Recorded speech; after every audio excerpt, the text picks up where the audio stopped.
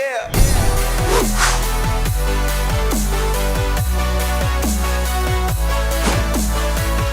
Welcome back to the Gridiron Expert.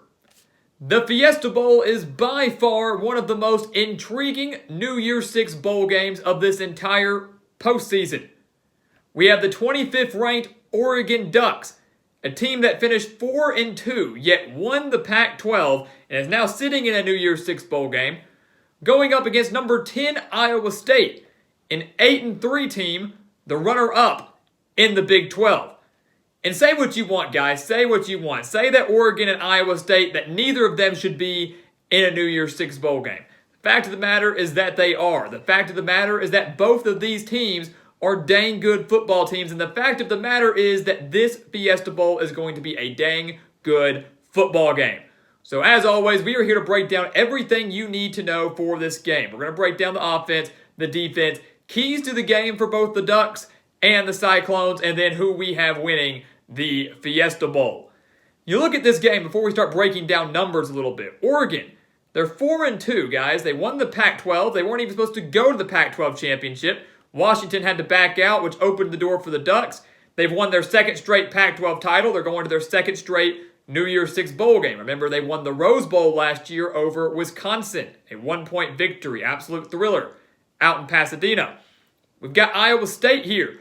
They're playing in their first ever New Year's Six bowl game. Their first ever New Year's Six caliber bowl game, guys. It's a historic year for them. They're fresh off their first ever Big 12 title appearance, one where they fell just short to Oklahoma. Now they're making their first New Year's Six bowl game. The job that Matt Campbell continues to do down in Ames is unbelievable. So this is going to be a fun one.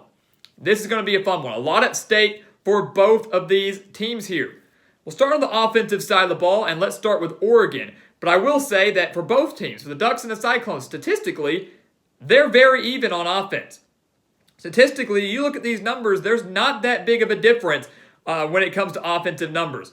And I will say, for Oregon, the job that Joe Moorhead has done, the brand new offensive coordinator for the Ducks, the job that he has done, I think, has not been given enough attention. You know, Justin Herbert leaves. The star quarterback for the Ducks, he leaves, which means the Tyler Shough era begins. You're bringing in a new offensive coordinator. Everybody wondered how good this Oregon offense was going to be. Were they going to be able to put up numbers similar to that of the Justin Herbert era? And I think they've done just that, and Joe Moorhead deserves all of the credit. The Ducks are averaging 33.7 points per game, and they are extremely balanced offensively. 249.5 passing yards per game, 180.2 rushing yards per game. And Tyler Shough, as we mentioned, coming in, filling the shoes of Justin Herbert, has done great. Over 1,400 passing yards, 13 touchdowns, just 5 interceptions. And Shough showing a little bit of mobility here and there, over 250 rushing yards and 2 rushing touchdowns as well. Shough does a fantastic job of spreading the ball around. 4 Oregon players have at least 200 reception yards. Those players combining for 9 of the 15 touchdowns thrown by Oregon quarterbacks this year. And we say Oregon quarterbacks, guys, because one of the interesting storylines I want to watch going into this game is whether or not Anthony Brown will play in this one. If you watch the Pac-12 championship, Moorhead made a fantastic decision, got Anthony Brown, the Boston College transfer, got him involved in the game against USC. First time we had seen Brown this season. He has 4 pass attempts on the year, but 2 of those attempts were touchdowns in that Pac-12 championship game. So I'll be interested to see if Anthony Brown, who might be a little bit more mobile, certainly, than Tyler Shough, if we'll get to see him in action similar to what we saw in that Pac-12 championship game. Iowa State, you look at their offense, very balanced yet again. 32.8 points per game on the year for the Cyclones. They're averaging 249.1 passing yards per game, so 0.4 of a yard separate the averages there between Oregon and Iowa State. The Cyclones are averaging 192 rushing yards per game, and that is the big number that I like looking at. That is the big number that could play such a big role in this Fiesta Bowl, because we talk so much about quarterbacks in almost every game that we break down. That's what many say is the most important position in all of college football, in all of football, period.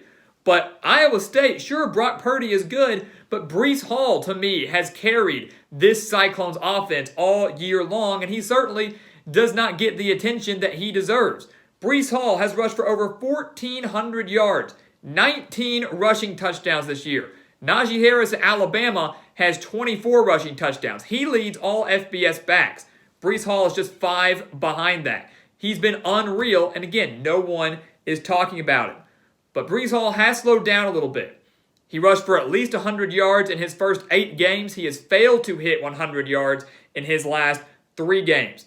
But with those 19 touchdowns, it should be expected he has at least 1 touchdown in every game that Iowa State has played this year. So at least 1 touchdown in all 11 games this season. So Breece Hall, going to be the workhorse in the Fiesta Bowl, just like he has been all year. Brock Purdy, looking to turn in another solid performance, or at least, I say, a bounce-back performance after a bad performance against Oklahoma in that Big 12 championship. He threw 3 interceptions against the Sooners, one very costly, ultimately cost Iowa State the game in the final minutes. But Purdy overall, about average, over 2,500 yards, 18 touchdowns, 9 interceptions.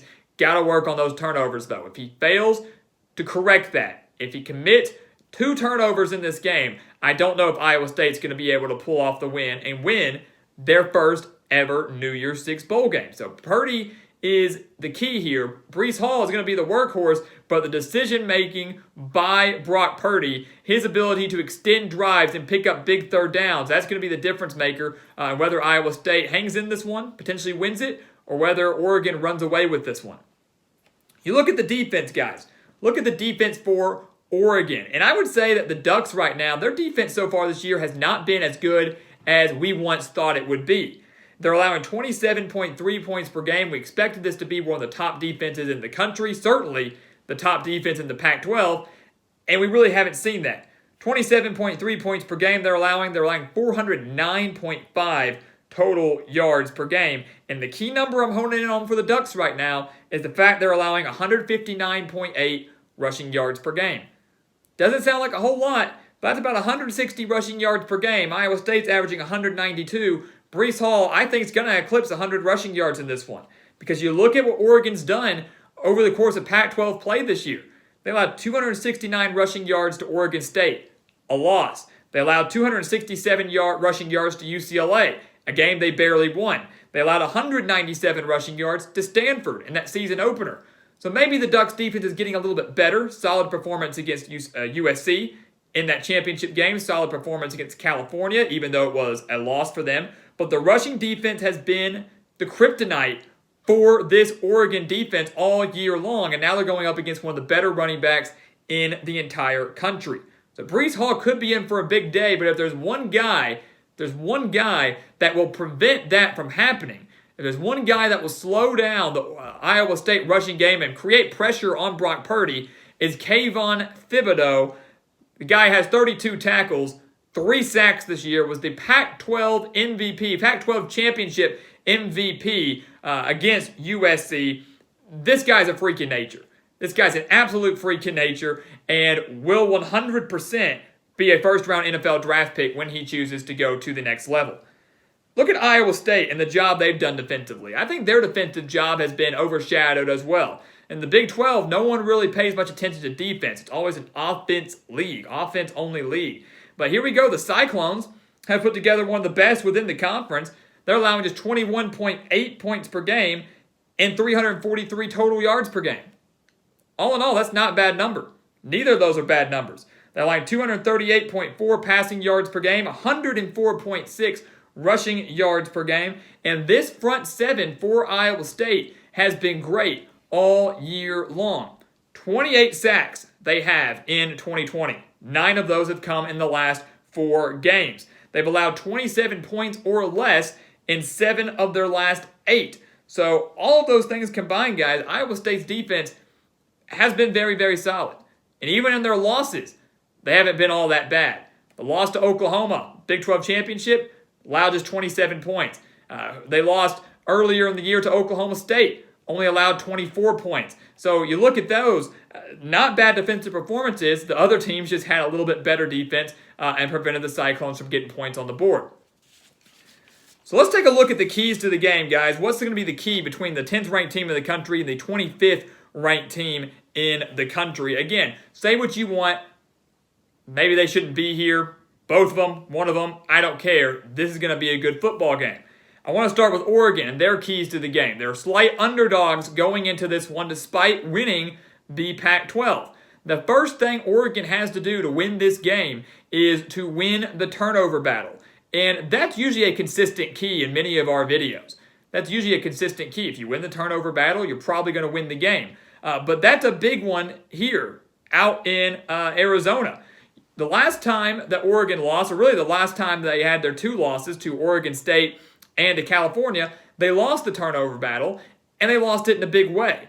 They committed 3 turnovers versus Oregon State. Oregon State committed 0. They committed 2 turnovers against California. California committed 0. So they're not just losing the turnover battle, they've lost them in a big way. They have to take better care of the football. That's the first key. The second key is to start like they did in the Pac-12 championship. You know, when we talked about Oregon earlier in the year, we talked about how slow their starts were. They started slow against Stanford, started slow against Washington State, slow against UCLA, to the point where had they not played well in the second half, had they not woken up in the second half, they would not be in the Fiesta Bowl right now. They would not have made the Pac-12 championship. So start the way they did in the Pac-12 championship game where they started fast. They jumped out to an early lead. They forced USC to start playing from behind. And in doing so, they created 3 interceptions off of Kedon Slovis and held off a late rally to win 31-24. If Oregon can make Iowa State start playing from behind for the majority of the game, if Iowa State starts the way they did in the Big 12 championship, which they started off very slow if you remember, then the Cyclones will not win this game. And that's what Oregon needs to do to ensure that they win a second straight New Year's Six bowl game. Iowa State, what are their keys? The first one has to be obvious if you're a Cyclones fan. Brock Purdy has to take better care of the ball. Look, you throw 3 interceptions against Oregon, you're not going to win. Just ask Kedon Slovis and USC. They didn't win with 3 interceptions from him. Brock Purdy had 3 interceptions against Oklahoma in that Big 12 championship. That's unacceptable. It's unacceptable, especially that final interception. The final interception, Purdy has jacked it up there. That's not a move that a veteran quarterback should make. So Brock Purdy, who had played relatively well in the previous games, probably previous 3-4 games prior to that Big 12 championship, he's got to return to that form. He's got to return to making the throws, stepping up in the pocket, and making sure he hits his open man, not forcing the throws and making unforced errors. That's the first key. The second key for Iowa State is one that maybe a lot of people aren't talking enough about, but it's special teams. Iowa State has to get better on special teams, both converting themselves and special teams defense. You look at Connor Assalley. You look at him. He has missed 5 kicks this year. He is 11 for 16 on his field goal attempts. He missed a kick in the Big 12 championship game. He's missed at least 1 kick in 4 games this year. You can't have that. In a game against Oregon, in a game that's so big as this Fiesta Bowl, you need all the points you can get. So if Brock Purdy and Breece Hall put you in a position where, hey, we can't get in the end zone, but please, for the love of God, make this 30-yard chip shot. Assalley has to go out there and make it. He's got to make it. He's got to come through for his team. Second thing for Iowa State along the special teams lines is they've allowed way too many big plays. Way too many big plays on special teams. Look at the Big 12 championship against Oklahoma. They allowed 2 43-yard kickoff returns from the Sooners. 2 43-yard kickoff returns, which set the Sooners up with favorable field position and ultimately resulted in 10 Oklahoma points. Maybe they would have gotten them had it just been a touchback. But who knows? Maybe it wouldn't. 10 points in a game where Oklahoma only won by 6 is a big deal. 2 big returns there. We remember what happened against Louisiana, where Iowa State lost by 17 but allowed 2 special teams touchdowns, a kickoff return for a touchdown and a punt return for a touchdown. You take those away, who knows where Iowa State is at right now. You make field goals, you make better kickoffs, you make sure to actually cover the punts, cover the kicks. Who knows? Maybe they have a couple extra wins. Maybe they have a Big 12 title to their name. Special teams is key. We talk so much about offense and defense, but there are 3 main position groups, and the special teams can sometimes make or break a game, such as it has for Iowa State many times this season. So what is going to happen, guys? What is going to happen out in Arizona, out in the Fiesta Bowl? Again, like we said, one of the most intriguing New Year's Six bowl games of this entire postseason. Again, I don't think it's getting the attention like the Cotton Bowl did, like the Peach Bowl did, like some other ones are going to get. But this is a fun one between the 10th ranked team in the country and the 25th ranked team in the country, both trying to get a huge victory to carry momentum into next season, but also trying to show to everybody, to the country, we deserve to be here. You know, a lot of people thought Indiana should have gotten a New Year's Six bowl spot. A lot of people thought that Oregon, even though they won the Pac-12, and even though there are these things called bowl tie-ins, people thought Oregon shouldn't have been able to go with a 4-2 record. But here it is. It's happening, and it's going to be a good game. But out in Arizona, I will tell you this. I don't know if either team's going to exceed 30 points. I don't know if either team's going to be able to exceed 30 points in this one. But I will tell you that the team that's going to end up with the most points is Iowa State. I believe Iowa State is going to go out there and win this Fiesta Bowl over the Oregon Ducks. And there's a lot of factors that go into that. Right now, I've been more impressed with Iowa State's defense. I've been more impressed with the Cyclones' defense so far. I believe Breece Hall has a good day against a vulnerable Oregon defense, an Oregon rushing defense. And another thing too, guys, say what you want, but extra games matter. Iowa State has played in 11 games. Oregon has played in 6. Iowa State is more battle-tested, certainly, than the Ducks right now. So I believe that out there, Iowa State shows a little bit of flexibility. I believe they show a little bit of stamina, something that Oregon maybe does not have right now. And over the course of this entire game, you will slowly but surely see Iowa State wear down Oregon. And in a close one, the Cyclones will win their first New Year's Six bowl game in program history. The future continuing to look very, very bright in Ames. And it all starts right now, right here out in Arizona, where they will get a Fiesta Bowl victory. So guys, thank you so much for watching us here at the Gridiron Expert on YouTube. Make sure to continue to like, comment, subscribe, and share our videos. And also make sure to check out everything down in the description below. We have GE merchandise for you guys, brand new merchandise to support the channel. We have our Patreon account, our BetNow account, our expert picks for every single bowl game, our newsletter, all those things on our website, thegridironexpert.com. All those things down in the description for you diehard college football fans to take advantage of. And once again, guys, as always, thank you so much for watching, and we'll see you next time right here on the Gridiron Expert.